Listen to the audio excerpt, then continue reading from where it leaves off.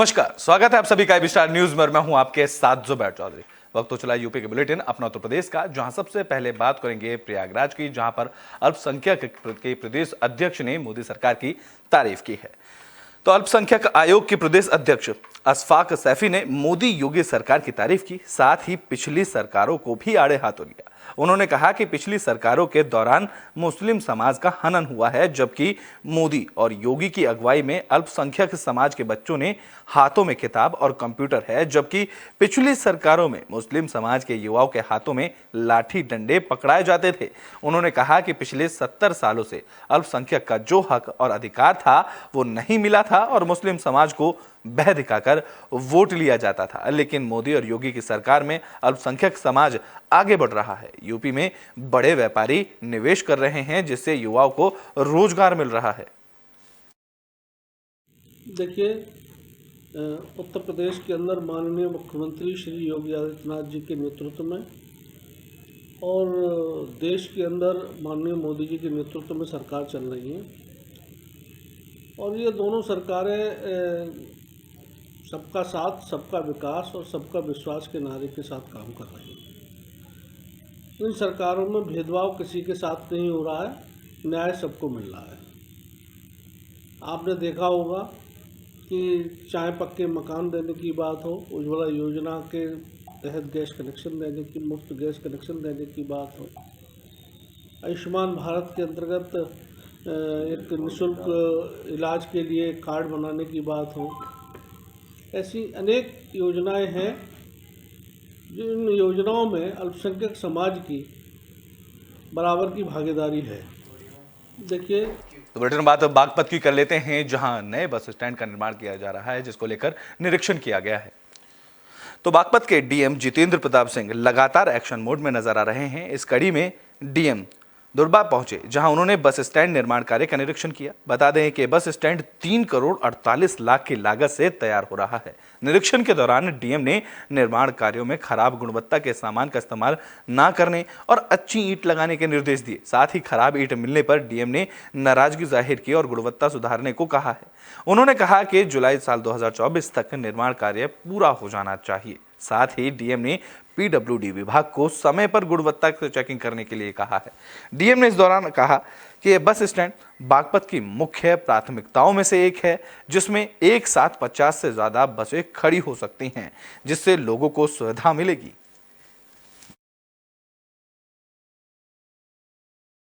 पद में एक जो नियमित रोडवेज का सब स्टेशन, बस स्टेशन होना चाहिए, वो अभी तक हम लोग मिसिंग थे। तो माननीय परिवहन मंत्री जी ने सैंक्शन इसको किया है यहाँ के लिए, और उसी क्रम में करीब ये 3.5 करोड़ रुपए की परियोजना ग्राम दुर्बा में चमरावल रोड पे है, उसका निरीक्षण मेरे द्वारा किया गया है। इसमें जो ईंटों की क्वालिटी में कुछ कमियां दिखाई पड़ रही हैं। जो ईंटें कई सारी रखी हैं वो टूटी हैं, या उनका जो साउंड टेस्ट होता है, इको टेस्ट होता है, उसमें भी कुछ कमियां लग रही हैं। तो जो प्रत्युष हैं यहाँ के, जो परियोजना के यहाँ के इंचार्ज हैं साइट के, उनको कहा गया है। उसके अलावा इसमें अभी मिट्टी का फिलिंग काम भी बाकी है, और उसके अलावा जो G+1 या G+2 का स्ट्रक्चर होना चाहिए, क्योंकि भविष्य में जगह उतनी नहीं मिल पाएगी, और अगर इसमें G+1 या G+2 की प्लानिंग नहीं है तो कल को भविष्य में एक्सपेंशन की भी प्रॉब्लम आएगी। उसके तो बुलेटिन बात पीलीभीत की कर लेते हैं, जहां युवती के अपहरण को लेकर ग्रामीणों में रोष देखने को मिल रहा है। इस बीच ग्रामीणों ने बरखेड़ा थाने का घेराव किया है। तो पीलीभीत के बरखेड़ा में पुलिस की कार्यशैली से नाराज लोगों ने बरखेड़ा थाने का घेराव किया और जमकर हंगामा किया। लोगों का कहना है कि दूसरे समुदाय का युवक एक लड़की को 5 दिन पहले अगवा करके ले गया है, लेकिन पुलिस ने अभी तक इस मामले में कोई कार्रवाई नहीं की है, जिससे नाराज लोगों ने थाने का घेराव कर दिया। साथ ही पीलीभीत बिसलपुर रोड पर भी करीब 1.5 घंटे तक लोगों ने जाम लगाया। लोगों ने थाना अध्यक्ष पर मिलीभगत का भी आरोप लगाया है। इस दौरान हिंदू संगठन के पदाधिकारी भी मौजूद रहे। लोगों का आरोप है कि घटना के 5 दिन बाद भी पुलिस ना तो युवती को बरामद कर सकी है और न ही आरोपी को पकड़ सकी है। इस दौरान परिजनों ने एक पूर्व नगर पंचायत अध्यक्ष के बेटे पर आरोपी की मदद करने और इंस्पेक्टर पर सांठगांठ करने का आरोप भी लगाया है।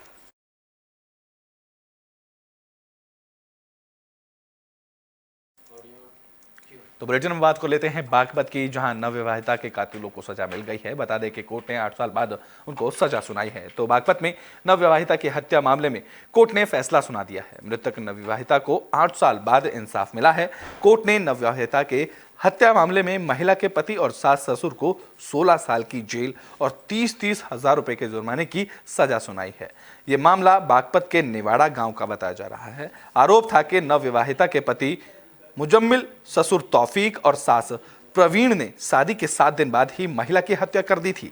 जानकारी के मुताबिक मुजफ्फरनगर के झोला गांव की रहने वाली सायरा की शादी निवाड़ा के रहने वाले मुजम्मिल के साथ साल 2016 में हुई थी, लेकिन 7 दिन बाद ही उसकी हत्या कर दी गई। मृतक महिला के परिजनों ने फैसले के बाद कोर्ट का आभार जताया है।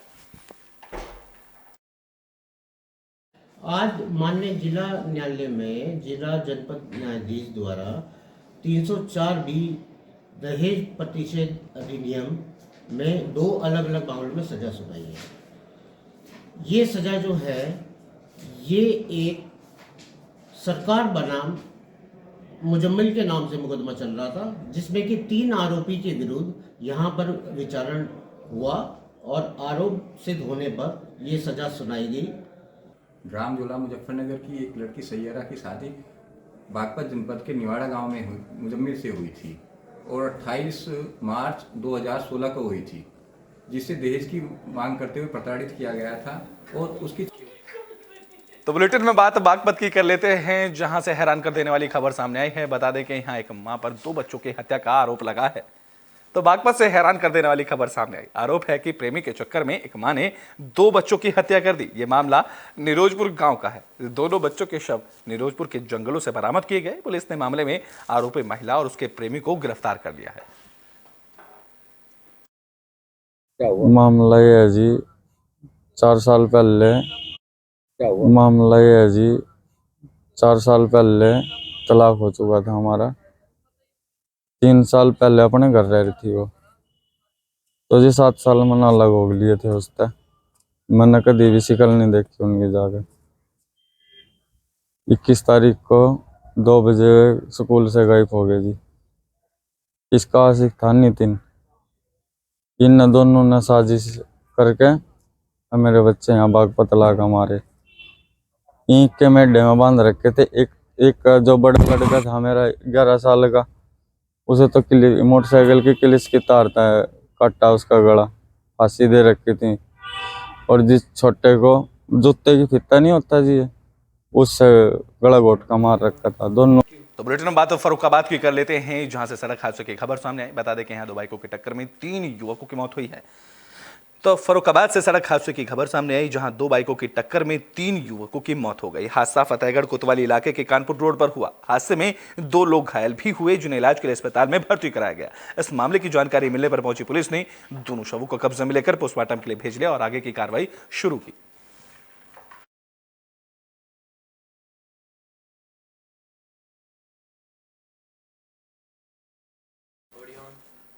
तो बुलेटिन में बात फिरोजाबाद की कर लेते हैं, यहां से भी सड़क हादसे की खबर सामने आई। बता दें कि यहाँ एक गाड़ी ने एक बुजुर्ग को कुचल दिया, जिससे उसकी मौत हो गई। तो फिरोजाबाद से भी हादसे की खबर सामने आई, जहां सड़क पार करते वक्त बुजुर्ग को गाड़ी ने टक्कर मार दी। हादसे में घायल बुजुर्ग को एम्बुलेंस से अस्पताल ले जाया गया, लेकिन बुजुर्ग की जान नहीं बच सकी। हादसा फिरोजाबाद जिले के नेशनल हाईवे आरौंज के पास हुआ, जहां आगरा के रहने वाले बुजुर्ग अरुण को सड़क पार करते वक्त गाड़ी ने टक्कर मार दी थी।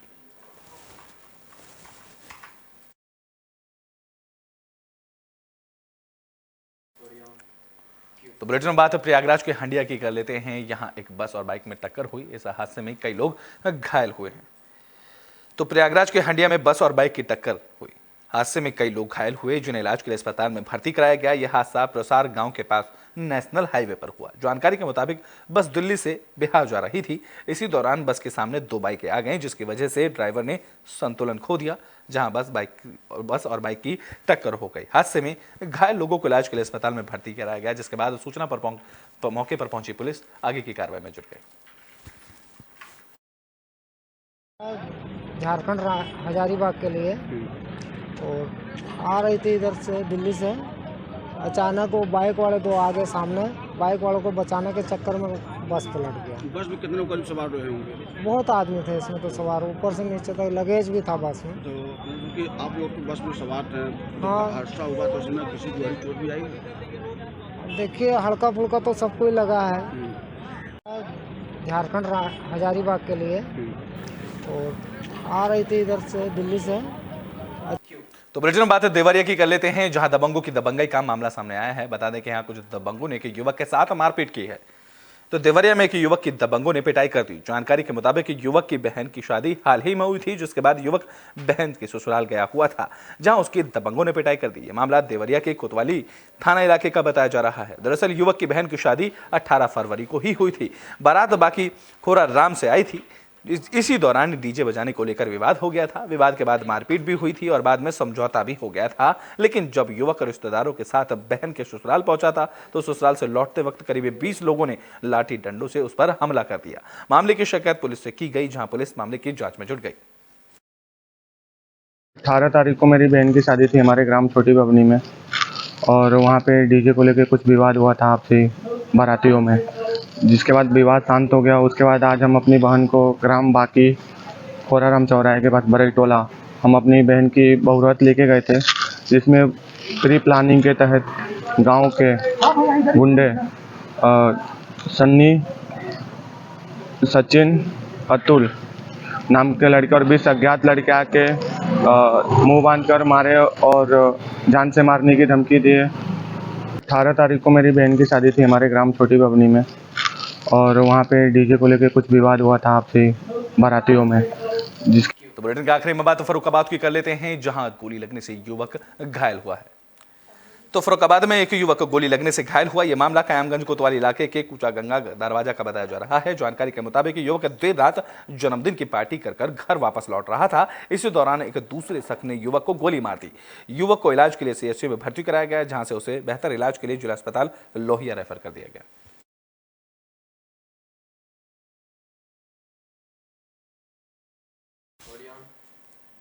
तो यूपी के बुलेटिन अपना उत्तर प्रदेश में भी के लिए बस इतना ही। देश और दुनिया की तमाम खबरों के लिए देखते रहें एबी स्टार न्यूज़।